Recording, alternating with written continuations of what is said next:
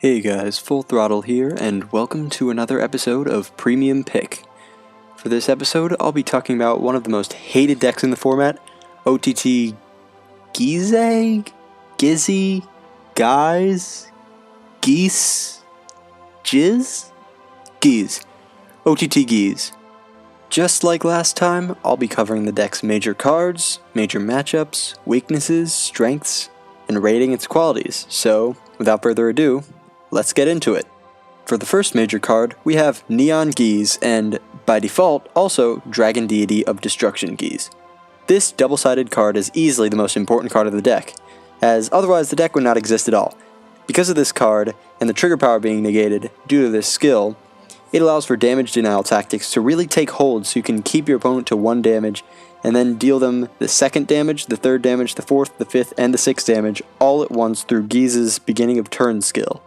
For the second major card, we have 3 major cards actually, in Battle Sister Coco, Farfal Magus, and Yellow Witch Meme. These cards are all important to the deck as they are what allow this deck to really function and what makes this clan a good Gyze base, due to being able to filter through your deck to the point of guaranteeing a trigger or decreasing the chances of a non-trigger to the point where you will almost always get one. For another card equally as important as these 3, we have Imperial Daughter. Imperial Daughter serves the same purpose as Coco, Farfal, and Meme for filtering, but it is also a great Vanguard to ride, since you can then also get the Protect gifts, which are very helpful for surviving your next turn once you're on Gyze. Definitely your ideal grade 3 ride. Another important card is Stellar Magus. Similar purpose to Meme, but instead of just checking, you can say the name of a random card and countercharge anyways while still looking at the top card of the deck. Very good card and helps a lot with the deck's overall consistency. Definitely a solid card to put in this deck. Now that we're done with the main deck's most important cards, let's talk about G units. The first G unit is Stillwater Festival Deity Ichikishima. Ichikishima is one of the best first strides as you can draw cards easily off of it, and since this deck isn't really concerned with getting the opponent to 5 damage, you don't really have to worry about wasting the second skill because you're never really going to need it. The next G unit is Wakahirame. Wakahirame actually guarantees you a trigger no matter what, since you put a card from the top of your deck to your hand, and then you put a card from your hand to the top of your deck. This means that no matter what, you will always know exactly what you get, which you want a trigger, so you'll always get that trigger. The only downside to this is it has to attack the Vanguard to activate the skill, meaning it could hurt your damage denying a bit. You definitely want to get a heal through this skill or a draw trigger, because then you'll be able to either slow your opponent down through getting rid of some of the damage they dealt you, or you'll have more cards in hand to defend yourself on your Gyze turn. Everyone playing OTT Gyze should definitely run this card. On the flip side, a very important G-Guard in the deck is Son of Eternity Amaterasu. The Soul Charge and the Big Shield are very important, and the fact that she looks at the top deck and then can filter means that it also serves the same purpose as cards in the main deck. What more could you want? Another key G-Guard is Excite Battle Sister Bavarois. In addition to drawing you cards, she also filters. Very good card, and she really helps you survive even better than Amaterasu does. Now that the key cards have been discussed, the time for matchups has arrived. Against Luar, this deck is pretty bad.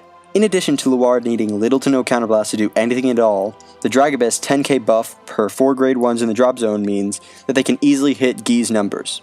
They are also very good at cheesing you with Phantom Blaster Diablo because Gyze itself can't use G-Guards or Intercept, and because you can't retire the Zeroth Dragons, you can't guard it.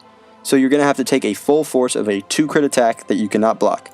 A very bad matchup that you'll really have to think through when playing it. Against Spike Brothers, you'll also have a really bad time. The reason for this is because Spike Brothers can consistently hit way above Gyze numbers, rush early, and also work with little to no counterblast. Avoid this matchup at all costs. Against No Life King, you will have a terrible time as well due to Bobo and Harpoya just violating you at every turn, and the opponent will loop you even though you damage denied them, since they're just going to hit that 4 damage through those 2 cards anyways.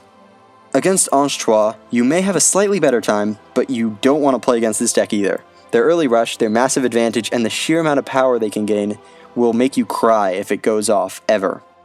Overall, this deck has some pretty bad matchups against Tier 1 decks, but its strength is against everything below it, since those decks need Bobo to do literally anything. Now that the matchups are out of the way, let's talk about ratings. For defense, the deck gets a 5 out of 5 because of the sheer draw power and the protect gifts, and Gyze's 30k base, making it so that once you get to keys, your opponent will have a very difficult time hitting you. For consistency, the deck gets a 5 out of 5 due to how much filtering the deck has and through all the draw power.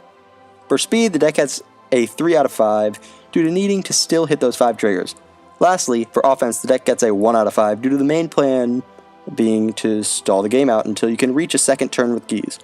Overall, the deck has a 3.5 out of 5 rating, and although it's Tier 1, it is on its way out anytime now. So long, sweet prince, nobody will miss you! For some lists, here's one that topped in England, here's one that won Singapore, and here's the one that got second at ARG Nationals this summer. These lists all did very well and had some pretty big spotlights on them. I hope you enjoyed it, and if you did, be sure to hit that like button. If you want to see more videos like this, be sure to hit that subscribe button. If you didn't like this video, then you can hit the dislike button, and if you have any suggestions or anything you want to tell me, be sure to say it in the comments section. And as always, my name is Full Throttle, and I'll see you guys next time.